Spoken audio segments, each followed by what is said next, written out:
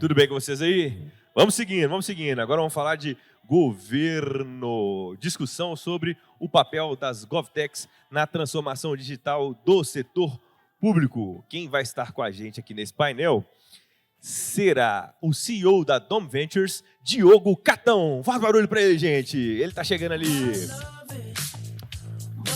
Vou chamar também aqui o coordenador geral de estratégia e gestão da Associação Mineira de Municípios, Vladimir Azevedo. Fala barulho pra ele, gente.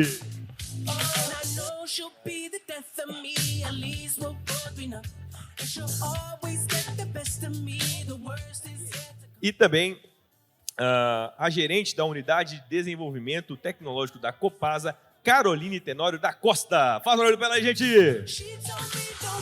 Bem-vinda, Caroline. Tudo bem? Tamo junto. E para fechar aqui, deixa eu ver.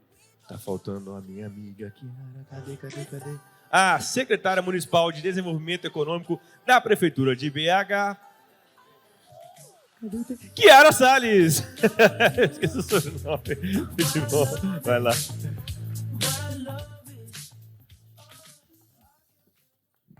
Que maravilha. Falar sobre um tema extremamente importante para todo mundo aqui que está sentado. Estamos com 3 grandes instituições, a Copasa, a Prefeitura de Belo Horizonte e a Associação Mineira de Municípios. Vamos tratar hoje sobre a importância da transformação digital no setor público. Muito se falou aqui nas palestras anteriores da importância da transformação digital no ambiente corporativo. Mas pouco se falou nessa questão da importância no setor público. E eu represento a Dom Ventures. Hoje a gente tem 14 startups investidas que atendem o setor público, e se a gente juntar as startups que atendem o setor público, a gente tem mais de 1.200 prefeituras hoje no país, com clientes, que representam um pouco mais de 20% das prefeituras do país. Mas vamos tratar hoje aqui do cenário mineiro. Estamos com grandes instituições mineiras que são referências a nível nacional. Então, temos empresas, inclusive a Copasa, listada na Bolsa de Valores, temos a maior agência estadual municipalista da América Latina, a AMM, temos aqui a Prefeitura de Belo Horizonte, anfitriã desse grande evento que a gente está presenciando. Então, eu vou fazer umas provocações aqui para essas grandes instituições. Primeiramente, eu gostaria de entender um pouco mais como é que está o cenário atual e as perspectivas de transformação digital em cada uma dessas instituições. E eu vou iniciar aqui pela Prefeitura de Belo Horizonte, com a secretária de Desenvolvimento Econômico, doutora Kiara Salles, para que ela fale um pouco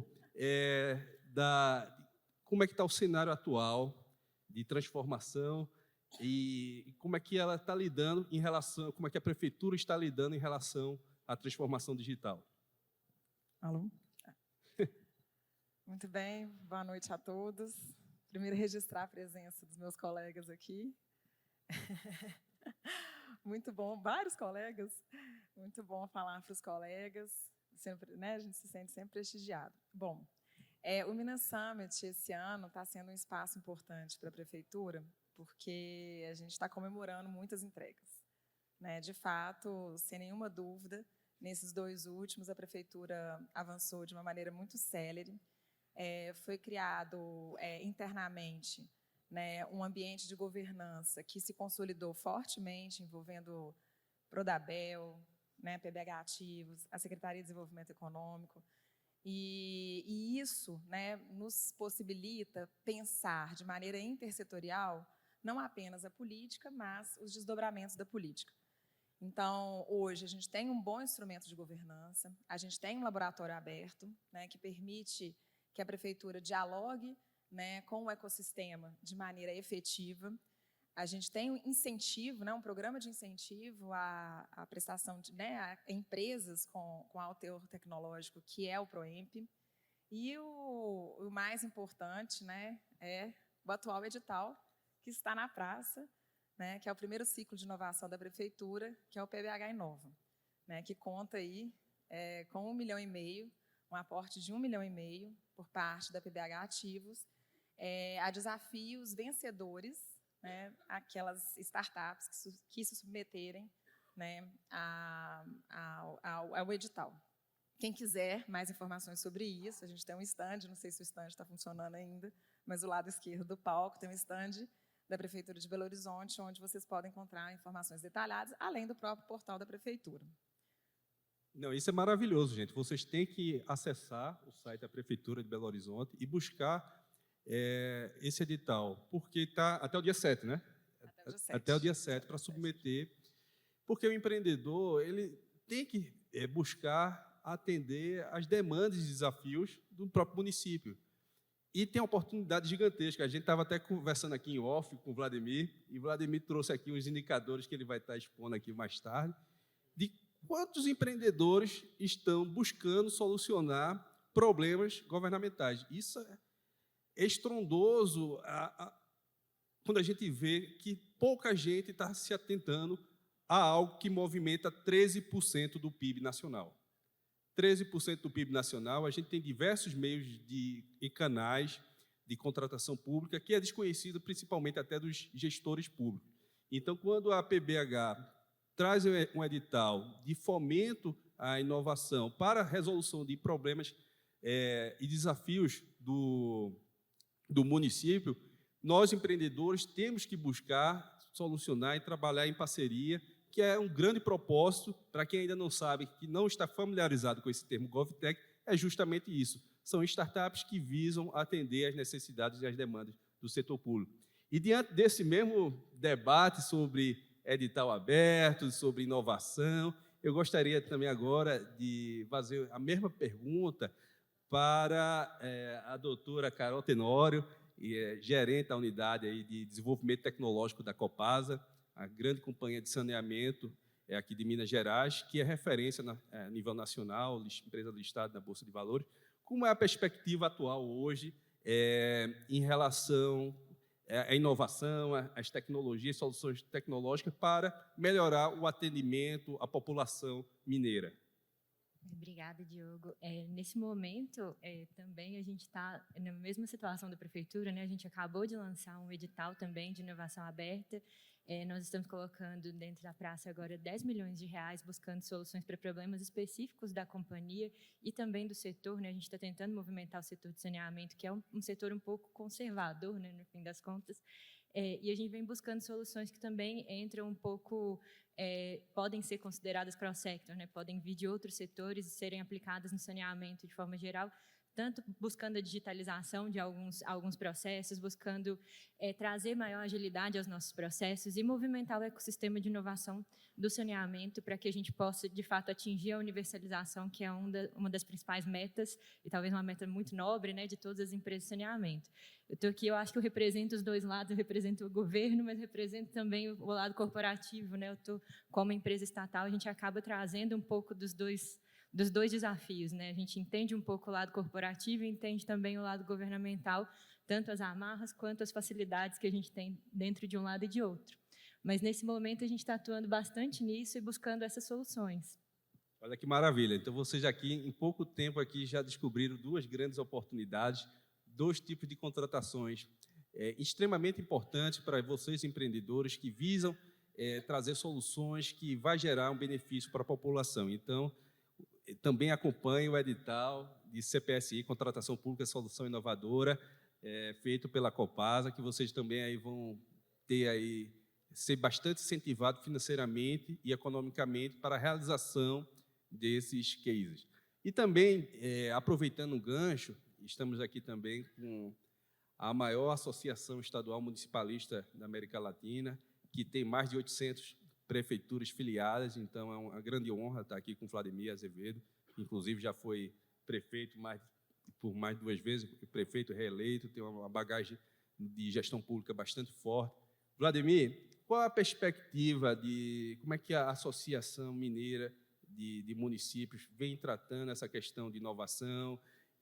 Eu já li bastante materiais que vocês já têm algumas soluções na área de inovação, tem a MM Licita, tem o Observatório da MM, vocês têm o Diário Online, e dentre outras. Como é que vocês tratam esses benefícios para os municípios e como associação também? uma forma geral, e também apresentar a MM. Tá bom, Diogo, obrigado. Boa tarde, pessoal. É um prazer estar aqui representando a MM. Estamos eu e o Ângelo Roncalli aqui, também consultor, a nossa equipe. E é uma alegria estar nessa discussão que é tão importante. A gente está fomentando, discutindo, entendendo esse desafio que é contratar inovação no ecossistema da gestão pública brasileira. E na MM, a gente vem discutindo essa questão, eu entrei muito com esse papel de levar inovação, discutir inovação, repaginar a entidade para esse ciclo. A entidade, então, a primeira coisa que a gente faz e eu acho que é fundamental, né, igual a Chiara comentou, ela como secretária de Desenvolvimento de Belo Horizonte, tem esse olhar da inovação para o cidadão, né, para os usuários das políticas públicas, como também a gente tem que pensar a inovação da porta para dentro, né? Então, tem que pensar esse olhar para os usuários, para as cidades e, ao mesmo tempo, para a própria entidade se modernizar e ter entregas de forma diferente. E é assim que a gente vem fazendo.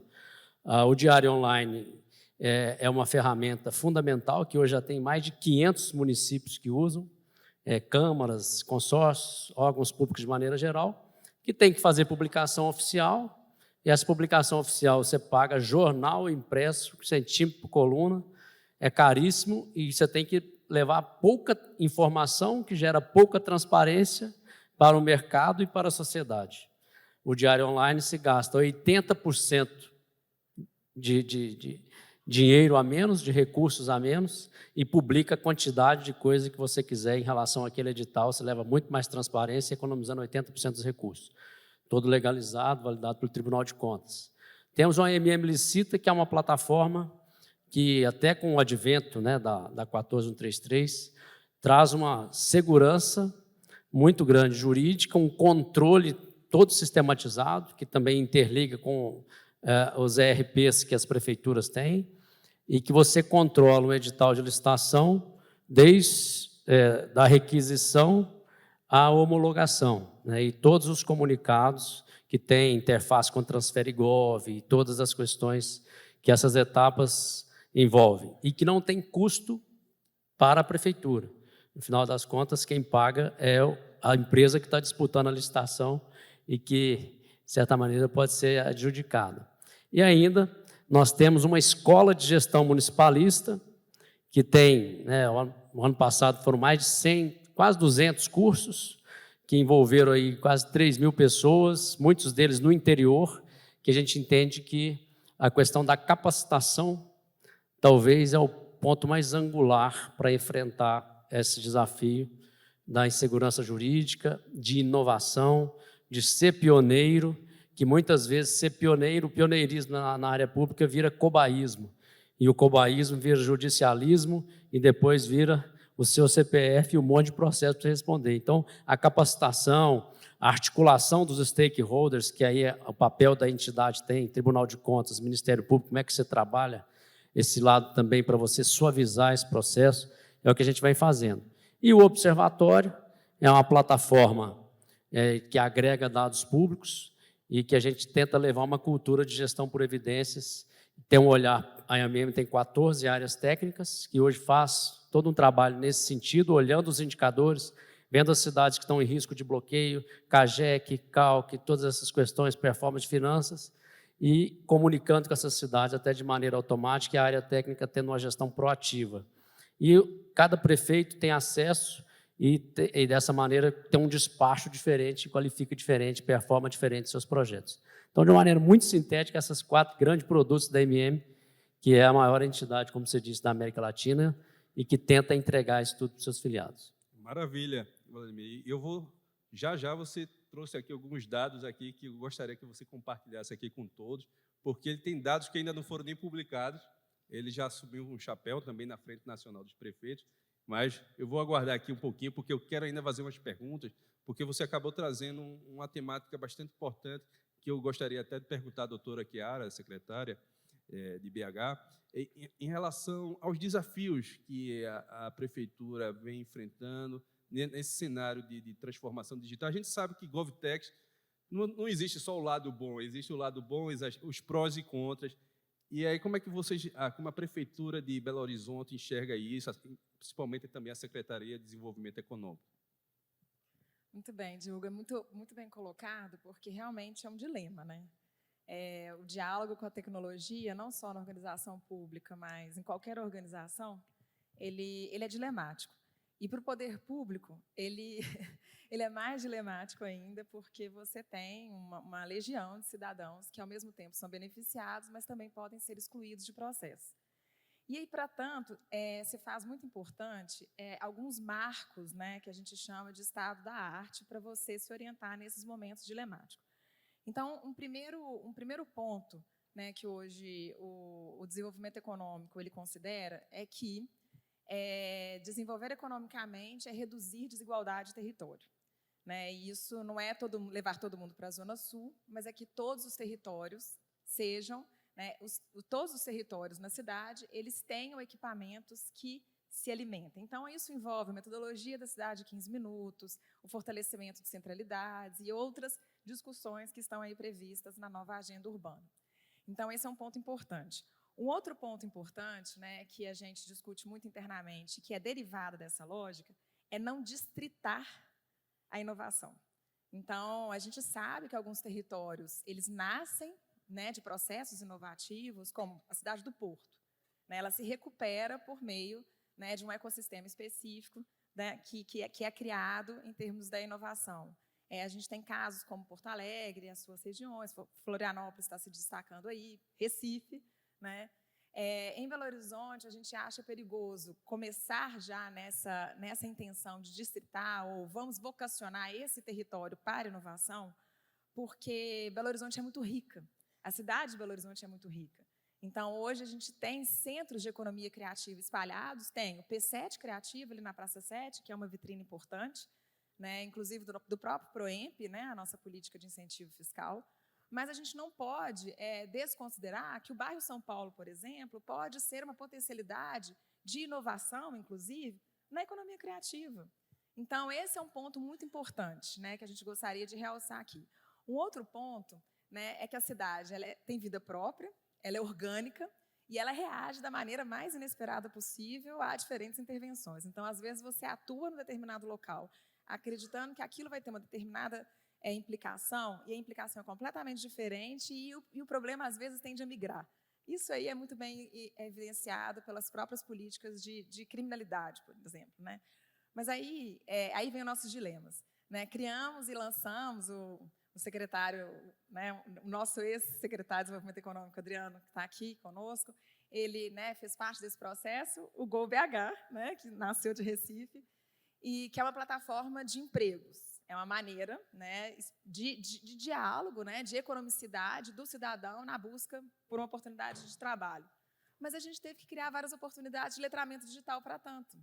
Né? Então, isso nos evidenciou uma coisa muito importante, que é o letramento digital, que, inclusive, né, conta com uma política pública hoje da Prefeitura de Belo Horizonte, está se encerrando agora, uma articulação Prodabel, Secretaria de Desenvolvimento Econômico e o UK Tech Hub, que é o CETAON, Política para Letramento Digital, porque não adianta a gente digitalizar tudo se existe a senhorinha de 80 anos que não está afim, né, de acessar determinado sistema.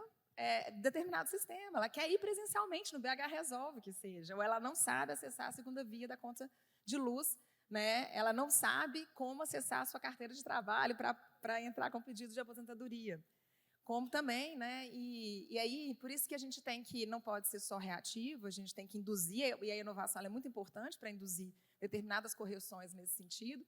Um outro programa importante que a gente que foi uma parceria com a Embaixada dos Estados Unidos, foi o Programando Sonhos para vilas e favelas, população, né, a Mila está aqui, situações de vulnerabilidade. A gente buscou, né, a gente descobriu, inclusive por reação da AWS, Microsoft, que os editais que são abertos para programadores não são preenchidos. E a gente recebe muitas reclamações nesse sentido. Eu falei, vamos fazer curso de programação, Programando Sonhos, né, foi essa política em parceria. Só que a gente tem um desafio, a linguagem está rápida. Então, é bem possível que, na hora que a gente termina um ciclo, né, essa linguagem de programação ela já não seja mais de uma maneira absorvida de maneira plena no mercado. Então essas são algumas, né, algumas demonstrações. Eu só queria encerrar com uma outra, né, que a pandemia nos impulsionou e nos pressionou muito nesse processo de digitalização e de eficiência ou de afastamento, né, da sociedade nos serviços públicos. Mas que, exemplo, BH Resolve, né, em 2019 contava com um fluxo contínuo de 5.500 pessoas na Rua Caetés ali para ir no BH Resolve, inclusive a senhorinha de 80 anos e etc, que fazia disso o programa dela, né, do dia. E quando faz isso, né, hoje, a Associação Comercial da Rua Caetés fica em cima da prefeitura. Estamos quebrando, porque o fluxo de pessoas diminuiu. Né? Aquele fluxo de 5.500 pessoas não passa mais por aqui, então o restaurante reclama, o dono da banca reclama, né? A farmácia reclama. E aí? Como que a gente faz? Então, a mesma prefeitura que agiliza o processo é a mesma prefeitura que tem que responder pela organicidade da cidade, né? Por esse aspecto vivo da cidade. Aí a cobrança agora coloca lá, né? Para passar o jogo do galo, que aí com certeza vai encher. Né? Não, isso é bastante interessante, porque quando a gente vem falando de transformação digital, não é simplesmente botar a tecnologia de goela abaixo, né? Então, ela trouxe aí diversos pontos bastante importantes que devem ser considerados, principalmente nos municípios. E um ponto que ela falou, uma palavra-chave que eu percebi, gente, né? Pessoas. E eu vou aproveitar até o gancho para ver se a Copasa também tem esse mesmo tipo de desafios, de problemáticas, principalmente pela questão de complexidade de stakeholders que a Copasa tem, né? Por ser uma empresa listada na Bolsa de Valores, ou seja, tem acionistas, tem investidores, mas também tem os servidores. Como é que fica essa dinâmica e desafios que a Copasa hoje enfrenta nesse quesito de transformação digital? Bom, é uma pergunta super complexa também. Acho que a gente enfrenta desafios parecidos, porque apesar da gente ser uma empresa, a gente não escolhe nossos clientes, a gente atende todo mundo. E aí a gente vai atender desde uma família que é super digital, uma família mais jovem, até a senhorinha de 80 anos aqui que quer ir na agência resolver os problemas dela numa agência sem ter um aspecto digital também. E aí, não só a senhora de 80 anos, mas a minha própria mãe mesmo prefere resolver as coisas presencialmente. E aí tem pessoas que têm essa escolha, né? E é justo ter escolha também, né? E aí a gente tem que abrir todos esses canais de atendimento para os clientes de forma que a gente possa atendê-los satisfatoriamente e entregar o melhor serviço possível. E talvez um desafio que seja um pouco mais específico da companhia, né, que aí foge um pouquinho do aspecto de gente, mas entra na digitalização dos processos, a gente tem problemas assim nossos ativos como empresa, eles estão distribuídos ao longo da cidade inteira. Então, a gente tem ativos que estão enterrados, mas assim, em todo o território da cidade. E aí, para a gente monitorar esses ativos, como a gente pode digitalizar os nossos processos operacionais? E aí, quando a gente vai monitorar esses ativos, muitas vezes a gente acaba tendo problemas por questões de vandalismo, por questão de falta de integração com as outras instituições, a gente poderia ter um aspecto. Então, são desafios que a gente enfrenta no nosso dia a dia, no processo de transformação digital, do lado operacional também. Além do lado voltado para atendimento, né, para as pessoas e clientes, de forma geral, a gente também tem esse processo no lado operacional, que é complexo, é difícil e envolve também esse relacionamento com a cidade, também de uma forma mais complexa, né, mesmo. Só para você terem ideia do tamanho, né, da abrangência, são 600 e quantos municípios? Nós estamos presentes em 641 municípios dos 853 de Minas, nós estamos presentes em 641. E aí, dentro dos municípios, nós estamos presentes em toda a área do município, né? Então, temos ativos que estão enterrados ali, né? A tubulação que está passando, ela é monitorada. A gente monitora a pressão, monitora a vazão da água que está passando por ali. Então, tudo isso a gente utiliza de tecnologias que tem no mercado. A gente vem buscando novas tecnologias. A gente a gente fala que a gente é um laboratório aberto, então, se tiver um produto que querem testar, alguma coisa dessa maneira, a gente tem essa cultura na companhia de trazer isso para dentro. A gente faz parcerias com universidades, buscando os melhores processos, né, melhores tecnologias, e também estamos abertos para receber empresas e testar produtos, né, ver se eles têm aderência ao nosso negócio, se eles vão ter sinergia com nossos processos. Olha, isso é bastante interessante porque, além de ter esse edital aberto para que empreendedores busque solucionar essa questão da Copasa, que já listou, né? Então, acompanhe aí o site da Copasa, que dentro de alguns dias, né, deve estar saindo esse edital. Na verdade, assim, vai ser publicado mesmo amanhã, mas o site já está no ar agora. Quem quiser acessar para conhecer um pouquinho mais sobre os desafios, é hub.copasa.com.br. E aí a gente tem todos os desafios já listados lá e podem conhecer um pouquinho mais sobre o que a gente vai trabalhar nesses próximos meses. Maravilha. E agora, puxando também esse mesmo gancho aqui para a AMM, a Associação Mineira de Municípios, que aí que deve ter bastante desafios, né? Conversando aí com bastante prefeitos. Eu gostaria também de ter essa perspectiva, quando tem essa conversa tete a tete com os prefeitos, o que é que está sendo mais encontrado, assim, na grande maioria aqui no estado de Minas Gerais, como desafios nessa área de transformação digital? E aproveitando também o gancho, viu, Vladimir, para que você também traga esses dados que você, como no chapéu da Frente Nacional dos Prefeitos, você conseguiu dados da área GovTech que a gente não foram divulgados ainda e seria uma excelente oportunidade para a gente estrear esses dados aqui no Minas Summit. Então, Diogo, primeiro, Minas são muitas, né? Já dizia Guimarães Rosa. E a MM, nos 806 municípios que a gente trabalha, a gente sente isso, né? Tem lugar que eles querem ter os equipamentos mesmo, tem que cuidar disso. Tem lugar que ainda solta e vive com a ERP, mas a Excel rodando em paralelo, né? Então, tem um desafio básico de informação, de gestão de informação, uma discussão de digitalização de documentos, de atendimentos online, né, para os cidadãos. E aí você tem muito também um lado de o secretário municipal, o seu perfil, no que soma ao perfil do prefeito e da gestão. Então, assim, a gente tem desde Belo Horizonte, que é a vanguarda, a nossa capital, que tem N cases, é farol e, ao mesmo tempo, locomotiva que puxa tudo, as cidades ainda muito precárias, às vezes muito pequenas, muito pobres, que estão buscando uma luz para começar a se estruturar. E o que a AMM tenta ser é essa grande teia, essa grande rede de conexão, e o observatório é um instrumento que concatena tudo, que dá um acesso de informação, capacidade de gestão por dados, e, a partir dele, com a escola de capacitação, a gente fomenta isso para ser um acelerador mais rápido. É muito que a gente faz. Quanto ao projeto, eu vou pedir para colocar na tela aqui rapidamente. Eu vou passar rapidamente, que a primeira parte aqui era sobre a MM, que nós já falamos. Eu já falei de todos aqui.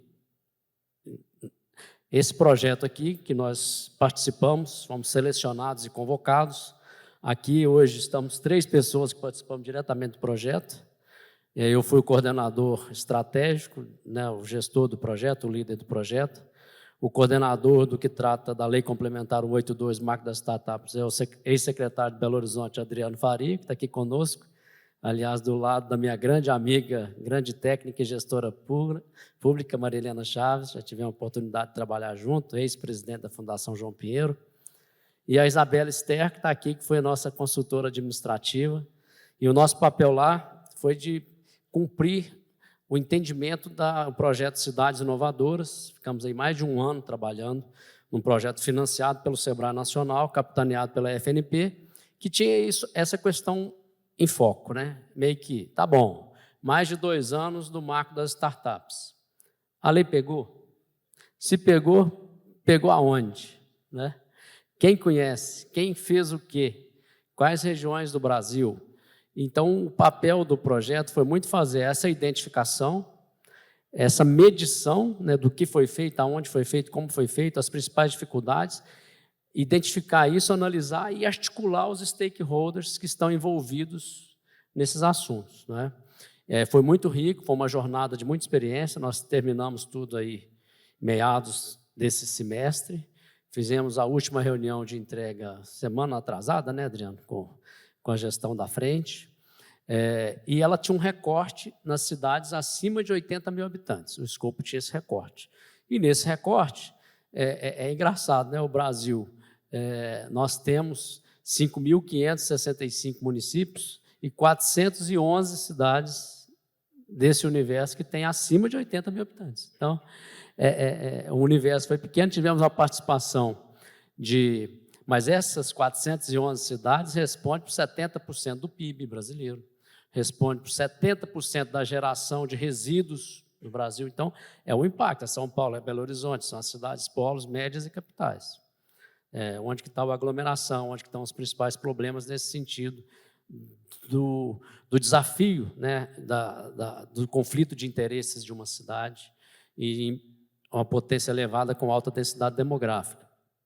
Nesse sentido, nós procuramos medir esse impacto da 182 e, pelo advento da 14133, já colocando ela nesse processo com um personagem coadjuvante, mas que já tinha um papel importante de ser correlacionado com o marco das startups. Então, em cima disso, nós fizemos a produção de 5 documentos que estão entregues, essa fase já encerrou, ainda não estão publicados, né? Eu não tenho autorização nenhuma para passar dado nenhum aqui. Essa tentativa de pegadinha sua aí não pegou, porque eu não tenho essa autorização de trazer dado, mas vou trazer algumas questões interessantes, viu, Diogo? Não vou te matar de raiva de todo, não. Mas os 5 documentos que nós procuramos ver é realmente a situação atual da 182, nesse compasso, entender a implementação da 133 e a caixa de ferramentas novas que ela agrega na 182, ao mesmo tempo, entender esse cenário, prever tendências e colocar algumas perspectivas. Também correlacionar isso, porque muita gente, né, gente, virou um discurso romântico, poético, cidade inteligente, cada um fala uma coisa de cidade inteligente. Mas cidade inteligente é ISO, é indicador, né, que correlaciona com sustentabilidade, né, que correlaciona com infraestrutura, tudo é infraestrutura no final das contas. Então, nós tentamos mapear isso correlacionado com Smart City. Então, nós temos um documento sobre isso e depois identificamos no último documento a questão de fraquezas e ameaças. Tá? Rapaz, maravilha, viu, Vladimir? Aí, só para finalizar, então, nós tivemos aí algumas oportunidades que, né, a 182 traz. Lembrando da 14, aí, né, o CPSI, Sandbox, esses contratos de fornecimento, mas a 14133 também tem muita inovação adormecida. Né, a gente tem a questão do diálogo competitivo, tem a questão do privilégio de produtos de inovação, aí estão os artigos até que eu coloquei aí para o pessoal ver. Contrato por eficiência, você pode ver uma determinada coisa que não está funcionando bem. Fala assim, eu trago uma economia para você, te propõe, e você vai ser remunerado por parte da economia que gerou. Também é uma inovação da 14133. E aí uma coisa muito bacana, gente, contrato de tecnologia, antes a 8666 era tudo até 60 meses. Hoje você pode ir até 10 anos, e no caso de tecnologia, você pode já fomentar contrato de 15 anos. Olha que janela para as GovTechs trazer solução de política pública, melhorar a vida da cidade, das pessoas, da sociedade e ter um contrato de 15 anos. Né? Então, é muito bacana essa questão.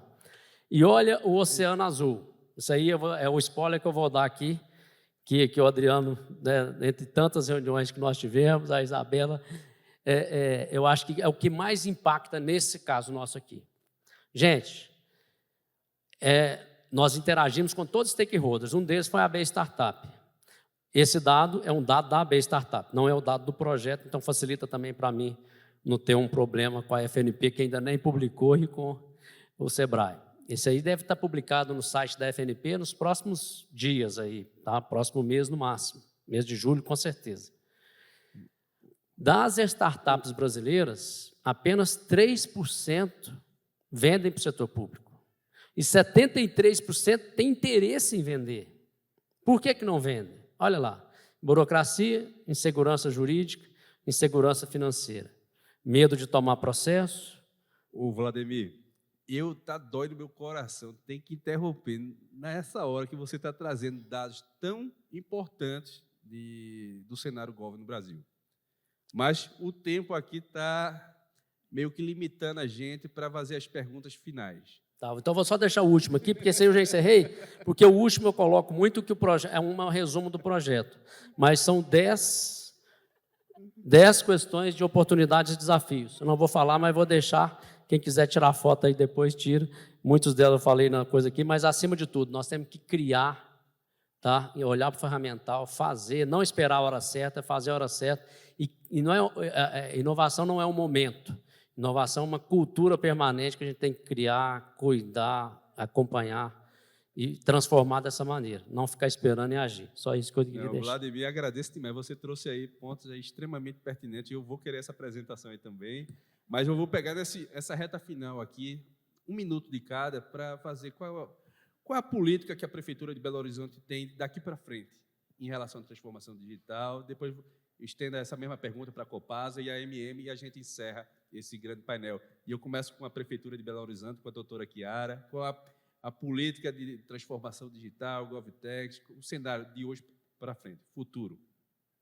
Na verdade, a gente tem 2 desafios grandes. O primeiro é consolidar esse diálogo com o ecossistema, para garantir que esse ecossistema ele permaneça e cresça, porque esse é um desafio grande, né? Não basta você ter políticas se você não consegue reter as startups aqui. Para tanto, né, o poder público ele tem que ser o melhor interlocutor possível, né, do ecossistema de inovação, e se eu for detalhar todas as providências, né, eu acho que a gente esgota o tempo.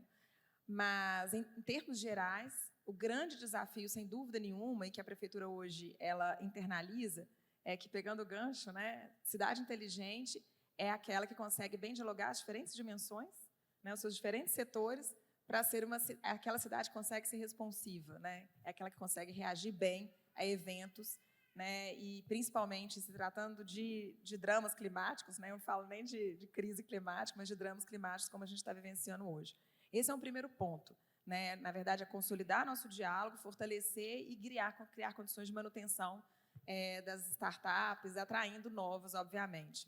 E eu acho que um desafio grande que está por vir, e isso toca diretamente a responsabilidade do poder público, são as novas relações de trabalho. Isso, sem dúvida nenhuma, a inteligência artificial, aliás, a pandemia trouxe um reposicionamento do que é trabalho, como o trabalho se encaixa na minha vida em termos de rotina, que foge ao tradicional, de 8 às 18, de segunda a sexta, né? E é isso, e a inteligência artificial ela vai impactar isso diretamente. Bom, do lado da Copasa, a gente tem um desafio, acho que o maior desafio no setor de saneamento de forma geral, a gente tem até 2033 para universalizar o acesso ao saneamento. Então, o marco legal do saneamento trouxe essas metas, né, para as empresas de saneamento, e a gente tem que atender essas metas até 2033 em todas as cidades que a gente está presente. E aí, para isso, a gente precisa da inovação, a gente precisa de mudar as formas com que a gente trabalha, trazer novas tecnologias, trazer novas formas de atender o público, né, de conseguir atender o nosso cliente de forma melhor. E aí, para isso, a gente precisa mesmo de todos esses instrumentos. A gente vem utilizando agora, o nosso edital vem utilizando a CPSI, a gente vem utilizando de outros instrumentos também do Marco Legal da Inovação, que a gente possa conseguir, para conseguir atingir essa meta, porque realmente é uma meta que é complicada, né, ela é difícil, a gente está, assim, a gente atinge na maior parte dos municípios a gente atinge a meta, mas alguns municípios a gente não atinge ainda, e a gente precisa trabalhar isso com certeza para conseguir chegar em 2033, provendo saneamento para a população de forma geral.